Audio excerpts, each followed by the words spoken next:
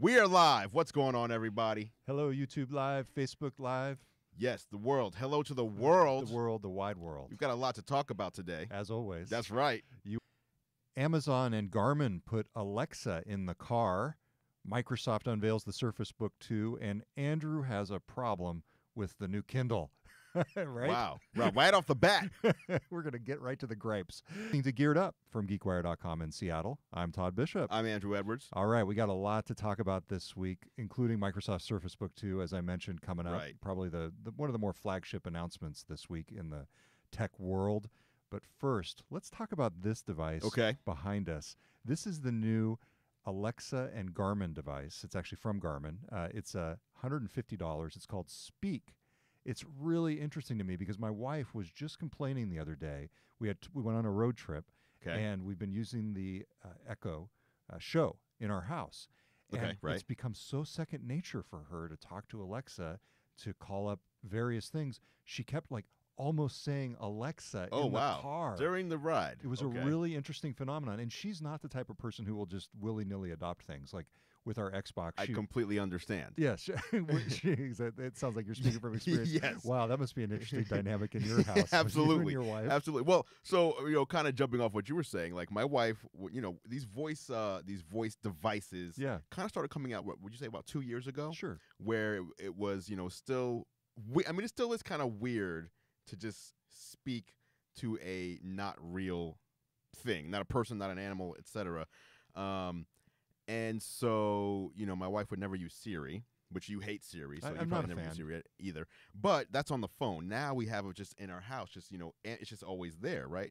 So she was like, I just never want to use this stuff. And then recently, though, I don't know what happened. Something switched to where she's just she talks to Alexa more than she talks to me, and she will think of ways to use it that I don't even think. Like sometimes, I like technology, so I just have it there, just there. But sometimes I see the Alexa, I'm like, I should think of something to say. Like I'm trying to think of what to ask it. And we were upstairs last night, and she was like, "Oh, I forgot to turn off the TV and the lights downstairs. Alexa, turn off the TV in the living room. Turn off the lights in the kitchen." And I was like, I would have went downstairs to grab the remote control to physically do it. Like I wouldn't. She just, it occurred to her, and it does it. It's funny. I had a similar experience last night. My wife showed me she found this new Alexa skill, new to her, that will find her phone in the house and call it from the Echo device. And I was like, wow. So it's like our wives are getting more advanced with Alexa than us. Where's my phone? And it started ringing. Wow. Okay. That's pretty slick, nice I thought. Job. At any rate, back on the topic of the device that we're talking about,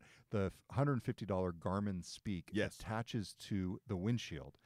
Much like you would have any other sort of dash-mounted or windshield-mounted device. It essentially has a very simple interface. It gives you directions, as you would expect from Garmin, right? And it sort of shows you, okay, in this much distance, you're going to be turning right. And of course, that's augmented. Does it have a GPS built into it? It must. Well, I'm not sure if it works through your phone in terms of the GPS or through the device, but we'll figure that out. Okay. It does use the data from your phone, right? So it's not data. It doesn't have data built in, but it's $150, and it is. Think of it essentially as an Echo Dot on your windshield. So you can use it to connect to the Bluetooth to control music and all those things. It's basically like a streamlined Alexa device. Now, I've got a 2007 car. It does have Bluetooth, but it'll be interesting for me to see how well this thing actually integrates with a vehicle that was born, a decade before many of these technologies came out. Oh, a decade. That's true. So I feel like they didn't go far enough here. Yeah. Like there could be a camera on the front, and an SD card, mini SD card slot. So then it becomes an Alexa with a dash cam built in. Like you want, that would be the ultimate. Like give me Alexa, but also give me that dash cam functionality. Could they have done that, do you think, for $150? I don't see why not, because you have other companies like Aukey and Anchor who they don't have Alexa built in, but they make dash cams that you can buy for under $100. So, and the Alexa part can't be that expensive because it's just a microphone. Maybe I would assume they pay a licensing fee to Amazon, but it's just a microphone and a speaker. And if it's using the data from your phone anyway, that's stuff they don't have to build into it as well. Right. So I don't know. It's cool. Don't get me wrong. Having Alexa in the vehicle is cool, but at the same time, most people have a smartphone, and most people have their smartphone with them when they're driving, right? So instead of talking to Alexa, anybody who's driving with a smartphone can just say, hey, Siri, or can say, hey, Google, right? And control things already in their car. True. And obviously some of that is voice activated. I guess a lot of people are still doing the thing where you pick it up and you press the button. I recognize you can set that up automatically. My tendency is to press the button. And in Washington State, at least, you can get nailed for that. They've been really cracking down on even picking up even your phone. If you touch your phone at a stoplight. Right, yes. You're caught. You're done. Exactly. So this is part of a broader effort by Amazon to get Alexa inside cars. They showed an integration with Ford at the Consumer Electronics Show in January. Of course, at the event we went to, Andrew, at the Amazon headquarters, they also showed the ability to roll this out. Their plans to roll this out in BMW and Mini vehicles. Right. In the US, which is UK, and I think it's cool. Like, put Alexa in vehicles. Give us interfaces that we're used to, because typically before this all started happening, cars and car interfaces and car software was pretty terrible. Yeah, absolutely. No, dashboards and cars they have been behind the times. But I want to talk about your setup. You have AirPlay in your car. CarPlay. CarPlay in your car. And you actually have a really good sense for this. Do you see one automotive platform, one technology sort of becoming dominant in much the way that iOS and Android have become dominant on phones? I personally think that CarPlay and Android Auto, it's similar to the smartphone world. Like, you're used to using your phone. How many times do you pick up your phone and unlock it per day, right? Probably 100, and regardless of what platform you use, you're using your phone all the time. So when you integrate that into the car, it's an immediately familiar experience. You know what to do. You know how to use it. You don't have to spend time. You don't have to bust out an owner's manual. How do I do it? You just know because you use these devices all the time. So I think it's called projection technology. So the phone is projecting onto the display in your car and replacing the car's software with that from your phone. And I think that's really the future. Some companies seem to be hesitant to allow this, namely Tesla. Tesla has this, Model 3 that they're building out and releasing to a lot of fanfare. They have 500,000 or so pre-orders for this vehicle, and they don't allow CarPlay or Android Auto. They have their own UI that they want you to use. So, that's an outlier, because a lot of these other companies are building it in. If you have an Android phone plug-in, Android pops up on your display. If you have an iPhone, iOS pops up on your display. And it's much nicer, and you can use the voice assistant from your phone of choosing. So, I don't know how, that's one of the things I'm not looking forward to. I pre-ordered one of those Tesla Model 3s, and it's something I'm not looking forward to losing CarPlay in, and instead using, whatever Tesla decides is the best interface. There's a difference between an interface for your car and an interface for your phone. It seems like Tesla would be able to update that through a software update if they got enough backlash from folks. Yeah, I would hope so. Because, again, it's much nicer to be in your car and just know, I know what my phone can do, and anything my phone can do, my car can do is nice. Absolutely. All right, so the device we've been talking about is the $150 Garmin Speak.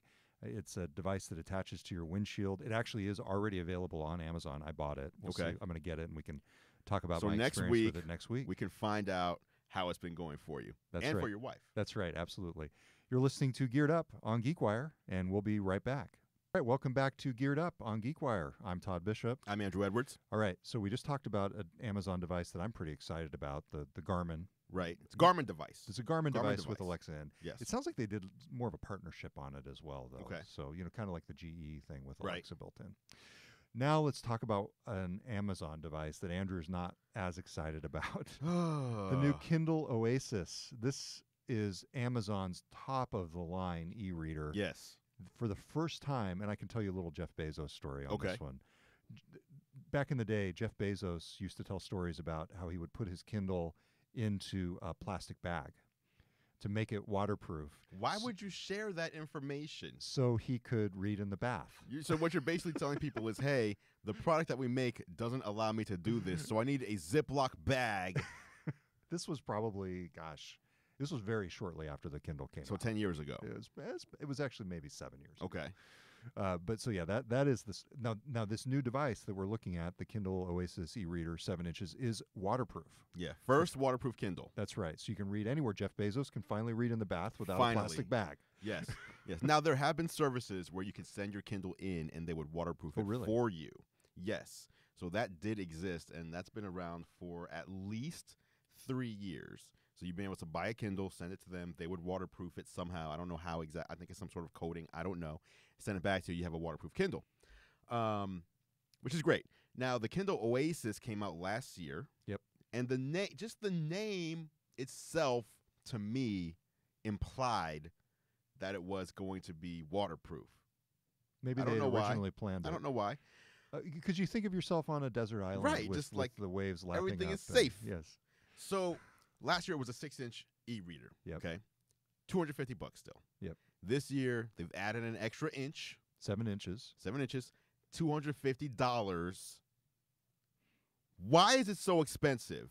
Like, that's the problem. I'm sorry, Claire, from blowing out your ears again, but not just the Oasis. I want to take to task also the Kindle Voyage at $200, which is not waterproof. The regular Kindle is $80. Well, Amazon would sit here and tell you they're not twisting your arm and making you buy the expensive ones. It's $140 more worth the price. If you're so this is for we're going to argue about this one. And by the way, I did order one. Kindle. Okay.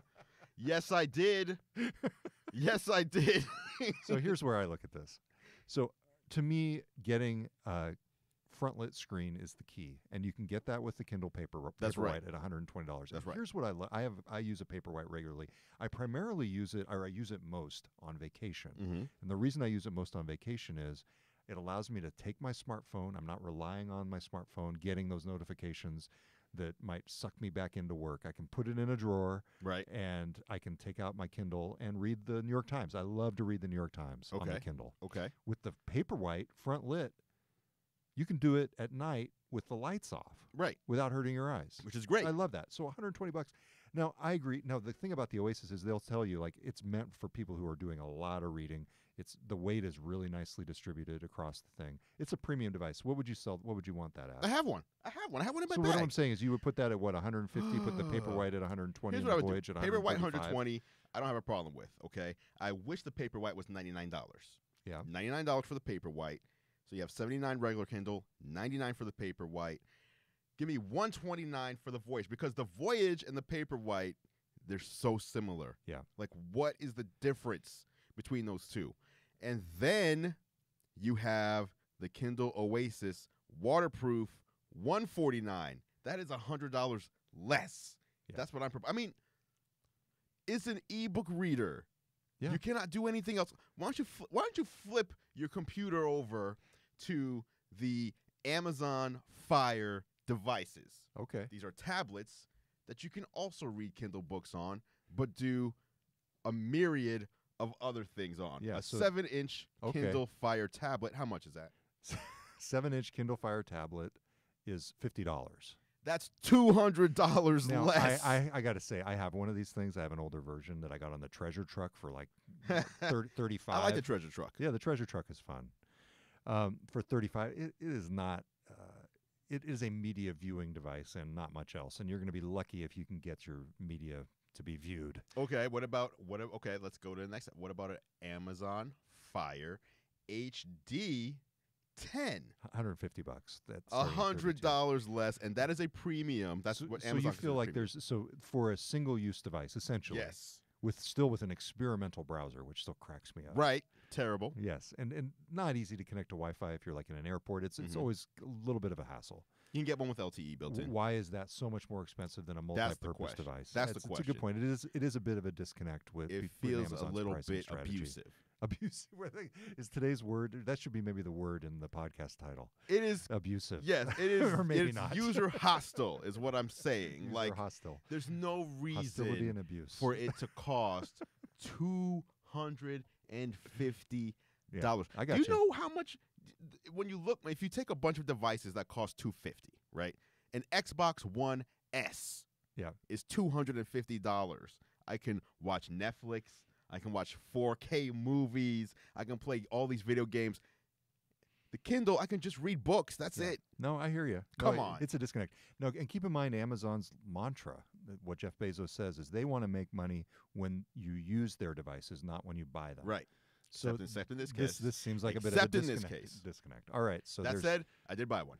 Okay. So, right. But I mean, I bought one because I need to do. I am someone who has to make videos and stuff like that, and I didn't have a contact over there, so I was like, you know what? I'm going to buy one so we can make some content on this thing. All right. Let's talk about the new Microsoft Surface Book 2. This was announced just this past week. It'll be released November 16th.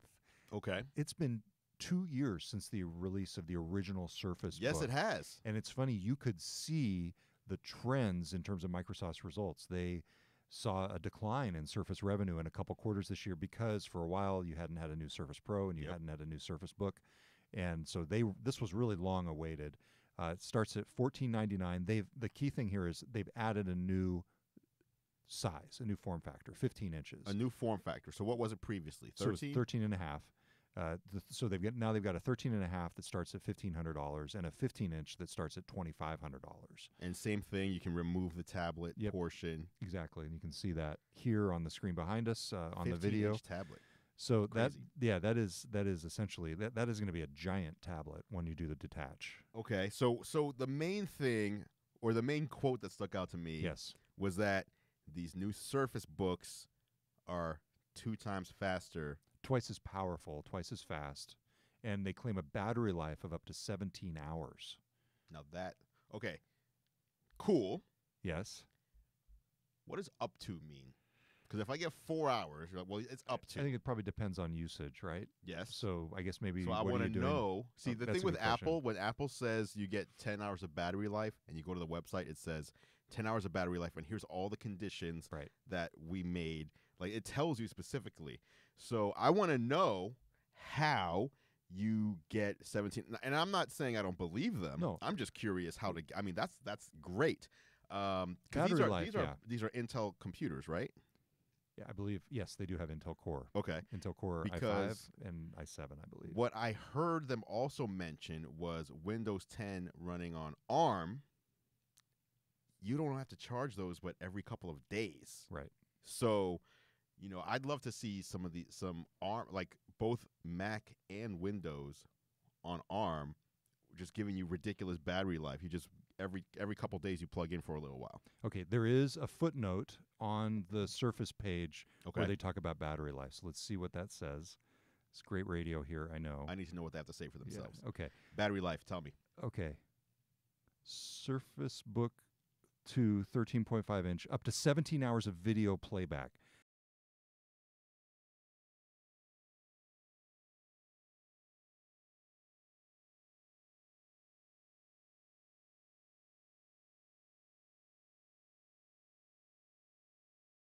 Brightness disabled. Battery life varies significantly with settings, usage, and other factors. Now, do you regret asking? No. I mean, that's interesting. So watching a video, to me, means that you're not doing anything resource intensive. Right. Because you're just watching a file. It's just playing video. You're not crunching numbers or, you're not exporting a video, not for even example. Really hitting the Wi-Fi because it's going to load it in. Right, and then, right. So, but still, that's very impressive. 17 hours. Twice as powerful as a MacBook Pro. Like, that's also what's power?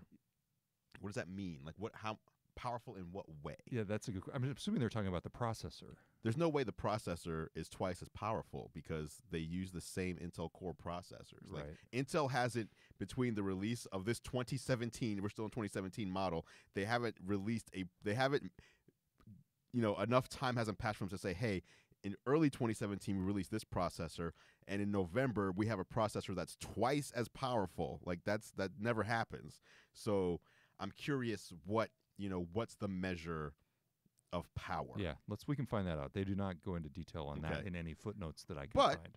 Even so, if they're saying it's more powerful, even if it wasn't twice as powerful, even if it's just more powerful, that means this is a contender, and it's very interesting that Microsoft is becoming, like, they are competing with their partners. Apple doesn't compete with their partners because they're the only ones who can make a Mac. Yeah, Apple doesn't have any partners in the same way. Microsoft, Dell is a Microsoft partner. Right. They license, but yet Microsoft's competing directly with their partner, which is very interesting to me. And that's been the issue since Microsoft started to get into computer hardware. And so far, what we've seen is that folks like HP and Dell basically let Microsoft test the market. Mm-hmm. And then they see what works, and then they come out with something that leverages their own expertise and their own, unique stuff. The Dell XPS 13 and 15 is like a good example where right. Some of those things they were able to leverage some of the things that Microsoft showed, and then a bunch of them have these 2-in-1 convertibles. That's actually a better example. The XPS is not a great example actually, but the whole notion of, okay, is there a market for 2-in-1s? Okay, maybe there is now that you see what the Surface Book's doing, and so then other companies come out with it. Right, and even on their page, they have the MacBook Pro in the background there. Like, yeah, hey, what's up? Yeah, exactly. Now that, by the way, just so people know, the MacBook Pro pictured there is not the latest MacBook Pro. No, it's not. It's not. It's one of the chunky older ones. That's right. Yeah. So you may be twice as powerful as the old MacBook Pro. I wonder if that's where because that's the one you're picturing. Yeah. Yeah. Oh, funny. Interesting. Okay. All right. Okay, so that is the new Surface Book 2. As we said, it comes out in a few weeks, essentially. Yes. So, all right, Andrew, you've got here on the table in front of you something that we've talked about a lot in the past and that we actually saw a prototype of. Yes. A dummy. But this is the real thing. This is the real thing. This is the iPhone 8 Plus. Yeah. iPhone 8 Plus. So I've had this for just over 2 weeks now, which is when it came out.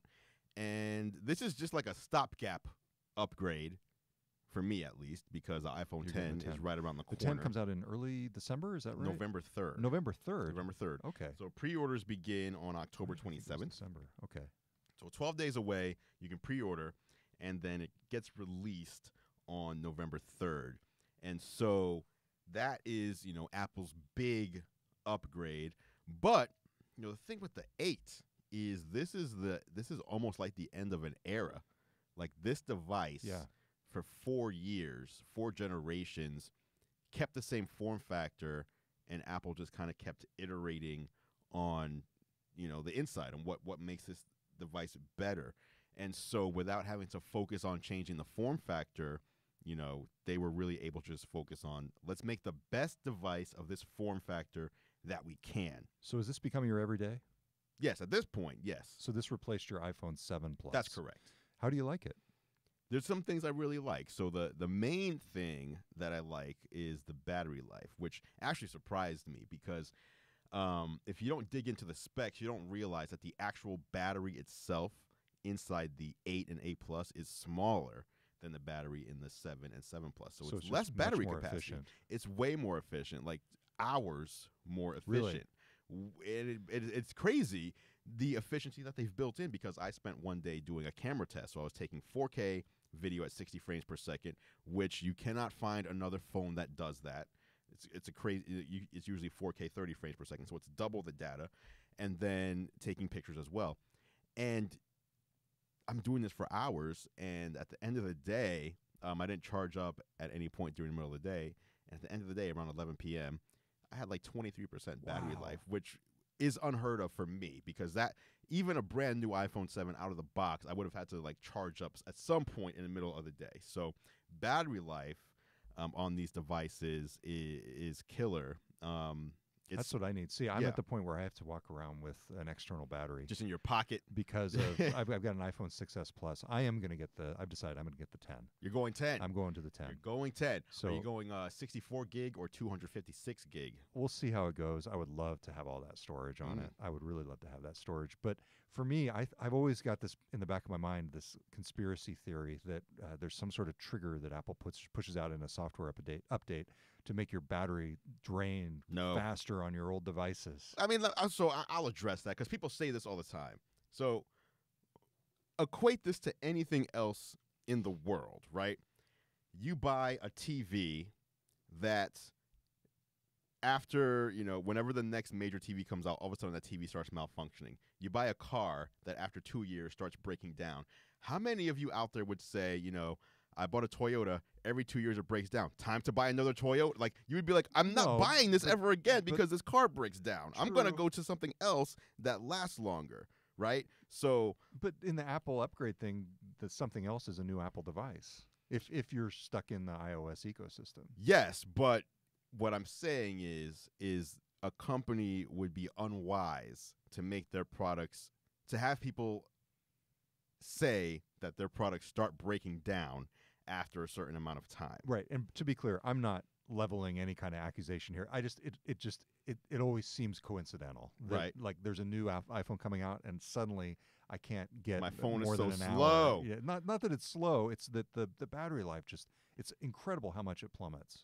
Well, I mean, it's also a battery you've used for a year, more than a right? year. So yeah. in other words, if you were to buy just the same phone again, you would see your battery life would come back up. Now, there is new software that gets released every year, right? So iOS 11. So if you upgrade an older device to the new software, you will see performance differences there because the new software generally is optimized for the latest hardware. Oh. So your older hardware, isn't going to perform as well as something newer.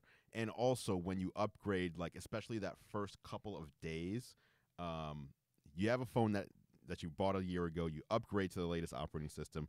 The first day or two, it's like re-indexing all this stuff. So you're going to see really bad battery life because it's actually performing all sorts of like under the hood things that it doesn't normally do on a daily basis. Yeah, I've seen some weird things on iOS 11 because I because of the battery issue, have been making a point of doing every single update as soon as it comes out. Right. Like I'll be on a call, and for some reason on my iPhone 6s Plus, it'll flash to like the home screen and then back to my call. Yeah, see, iOS 11, there's some weirdness in this operating system. Like Apple, it seems clear that it was launched before it was like ready for prime time, just because they coincide the phone launch with the OS launch, and so since they're so tied together, they have to get the OS out the day the phone is available. Yeah. And so iOS 11, so I do the betas, and I'm on iOS 11.1 beta 3, and as of beta 3, that was like the first time where I felt like things are how they should be. So I don't know when iOS 11.1 is releasing. If I had to guess, it would probably be alongside the iPhone 10. So we're probably, a couple weeks away. But once that comes out, then you'll see all that weirdness, all these it's basically bug-ridden. This bug-ridden operating system will function properly.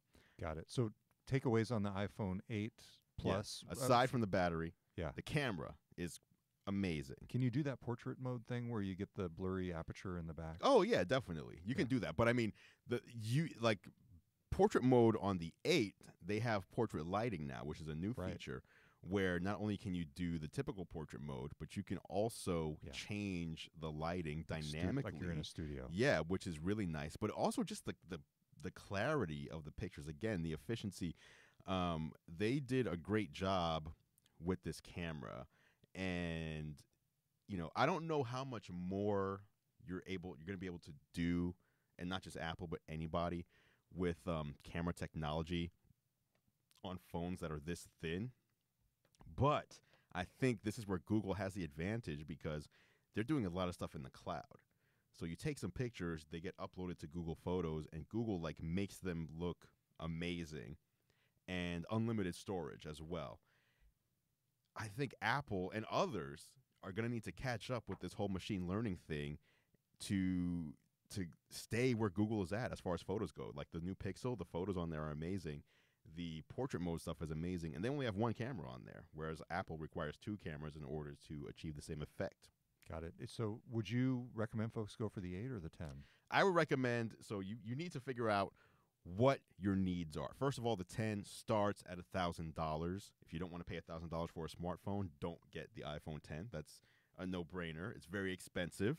If you want 256 gigabytes, that goes up to $1,149 for a smartphone, which again, some people are like, why would I pay that when you can get an iPhone 8 starting at $699? So $699 for 64 gigs, $799, or $849 for 256. So it's a substantial difference.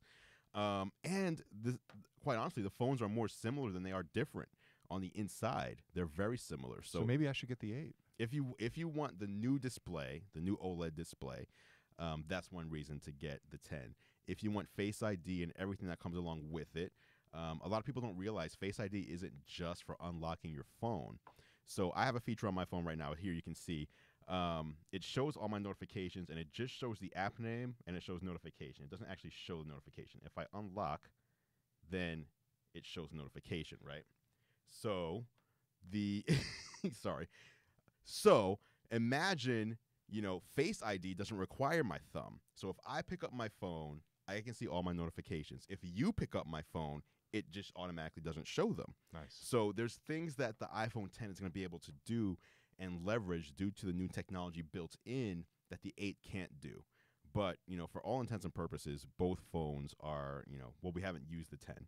But I was going to say both phones are great, but they're for two different buyers. If you want the latest and greatest as far as technology goes, it's about the iPhone 10.